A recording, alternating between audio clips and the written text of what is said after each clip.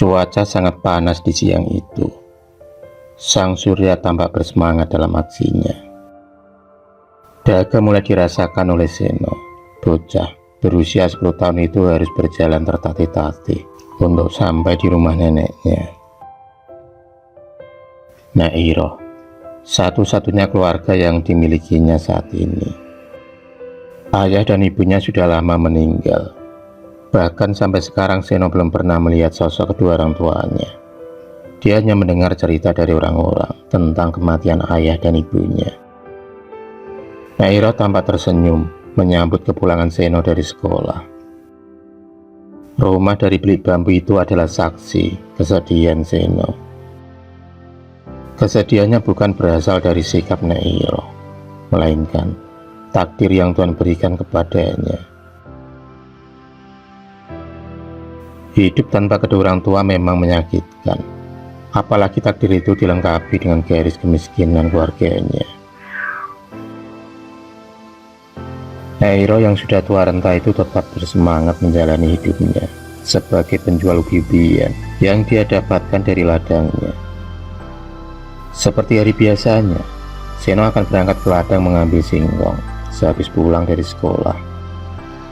Tak terasa Seno tumbuh menjadi anak yang bertubuh kekar, bahkan tubuhnya jauh dari anak seusianya. Kulit yang hitam legam dan juga rambut yang panjang dan ikal membuat wajahnya kelihatan tua. Di usianya yang menginjak 17 tahun ini, dia berpikir semakin dewasa.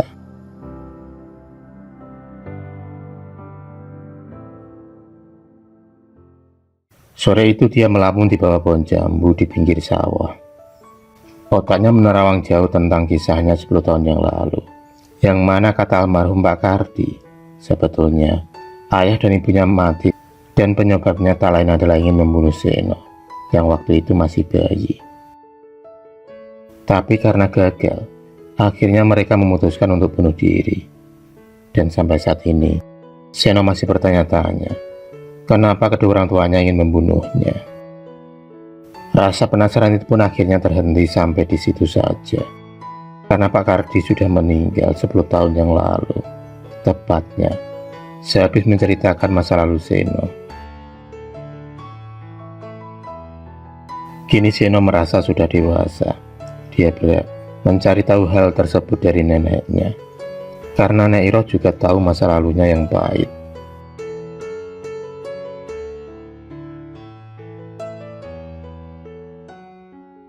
Matahari beralih dari peraduan, senja di ufuk barat mulai meredupkan cahayanya.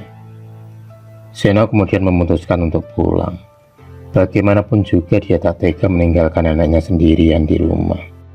Sepanjang jalan, Seno terus memikirkan nasibnya yang buruk. Sambil memainkan ranting kecil, Seno tiba-tiba mendengar kata-kata, "Semua baru dimulai." Suara itu menggema yang membuat bulu kudunya merinding. Seno kemudian mempercepat langkahnya, dan betapa terkejutnya dia saat membuka pintu. Nairo sudah menunggunya di balik pintu dengan tatapan yang lebih menyeramkan dari biasanya. Tapi neneknya itu hanya diam saja tanpa memberikan penjelasan. Saat Seno mau ke dapur, tiba-tiba dia mendengar, "Hadirnya dirimu di sini akan membawa petaka bagi seluruh umat manusia." Nairo berkata dengan mata yang penuh kemarahan. Bak pedang yang menusuk. Kalimat dari mulut Nairo membuat sakit hati Seno. Tanpa alasan yang jelas, Nairo mengambil sebuah pisau dari dapur, lalu berusaha menancapkannya ke tubuh Seno. Tapi siasat itu gagal. Seno mampu menghindar, dan tubuh Nairo jatuh tersungkur. Air matanya turun di pipi, tangisannya pun pecah saat mengucapkan kalimat perpisahan. "Selamat tinggal, Nek." Tangan kanan Nairo mengambil pisau belati, lalu melemparkannya ke arah Seno untuk terakhir kalinya. Tapi untungnya Seno bisa menghindar dan menjauh dari rumah itu.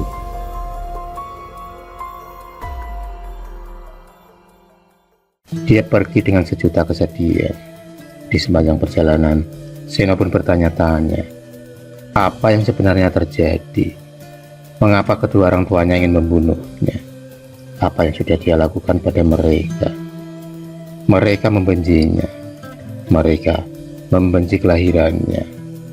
Padahal kalau Seno dapat memilih, dia tak ingin dilahirkan ke dunia. Berjuta pertanyaan pun berkecamuk dalam hatinya. Tapi rasa sakit itu sirna setelah dia mendapat firasat buruk tentang neneknya. Nyai Iroh seolah didatangi makhluk menyeramkan yang bertubuh tinggi besar. Dia kemudian bergegas memutar balik langkahnya menuju ke rumah yang beranyaman bambu milik Nyai Iroh.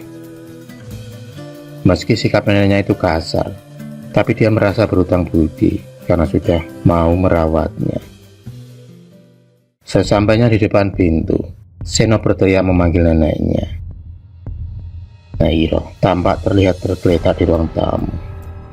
Di tubuhnya terdapat bekas cambukan dan cakaran yang begitu banyak. Kedua telapak tangannya bolong, dan di belakang tangan dan kakinya terdapat luka bakar yang cukup serius. Tak hanya itu, tepat di bawah Nyai Iroh terdapat lingkaran dengan tulisan aneh berwarna merah. Dengan dibantu Pak RT dan para warga, Seno akhirnya menguburkan jenazah Nyai Iroh di pemakaman desa. Seno harus bangkit dan berjuang sendirian. Dengan bekal bercocok tanam, Seno pun melanjutkan profesi neneknya di pasar, yaitu sebagai penjual umbi-umbian. Kematian Nyai Iroh yang secara tiba-tiba membuatnya penasaran. Dan untuk menjawab rasa penasarannya itu, dia menuju ke rumah Pak Minto, seseorang yang akhir-akhir ini sering mengunjungi rumah Nyai Iroh. Dan kata para warga, Pak Minto adalah orang yang pernah dekat dengan ayah Seno. Tanpa ragu, Seno akhirnya mengunjungi rumah bergaya Jawa kuno tersebut. Diketuknya pintu, dan tak selang berapa lama kemudian keluarlah Pak Minto. Laki-laki bertubuh kekar hitam itu menyambut hangat kedatangan Seno. Tanpa basa-basi, Seno mengutarakan rasa ingin tahunya tentang asal-usul kematian keluarganya. Dan dari situlah kemudian Pak Minto menceritakan kalau ternyata dulu ayah Seno adalah seorang dukun. Dan untuk memperoleh kesaktiannya yang lebih tinggi, dia harus melakukan semedi selama 7 purnama. Waktu itu ibu Seno sudah mengandung 2 bulan. Selama 7 bulan purnama lamanya, pasangan suami istri itu tidak bertemu. Hingga akhirnya masa persemedian itu pun selesai. Ayah Seno mendapatkan wangsit, yang mana apabila anaknya yang lahir nanti adalah seorang bocah yang putih bersih, maka kesaktiannya akan berlimpah. Tapi jika yang lahir adalah bocah berkulit hitam dengan tulisan aneh berwarna merah di punggungnya, maka usaha ayah Seno pun sia-sia. Karena itu dianggap adalah jelmaan iblis. Hingga akhirnya waktu yang ditunggu-tunggu pun tiba. Ibu Seno melahirkan bayi mungil yang lucu. Kebahagiaan tersirat dari wajah mereka. Tapi itu hanya berlangsung beberapa saat saja, karena mereka mendapati tanda merah yang berada di punggungnya.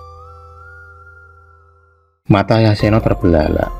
Semedi yang dilakukan selama ini sia-sia. Maka diputuskanlah untuk membunuh bayinya detik itu juga.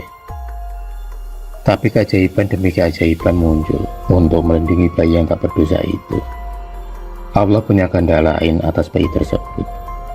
Pak Minto sudah sering mengingatkan ayah Seno bahwa keanehan yang dialami anaknya adalah murni kesalahannya sendiri, yang menurut orang Jawa sebuah pantangan besar bagi orang tua untuk melakukan hal yang buruk waktu istri sedang mengandung. Tapi ayah Seno sudah termakan hasutan setan. Dia lebih mempercayai suara wangsit tersebut. Maka akhirnya kedua orang tua Seno merasa putus asa.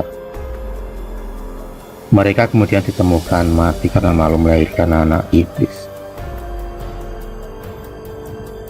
Dan Nyai Iroh sendiri mati karena diam-diam juga memuja setan. Dia mati mengenaskan di tangan setan pujaannya. Sedih bercampur ngeri, Seno mendengarkan cerita keluarganya yang tak disangka pemuja ilmu hitam. Dan dialah yang menjadi korban saat itu. Setelah pertemuan itu, Seno pun diangkat anak oleh Pak Minto. Kehidupannya kini berubah lebih baik, karena dia dibekali ilmu agama dan dimasukkan ke dalam pondok pesantren.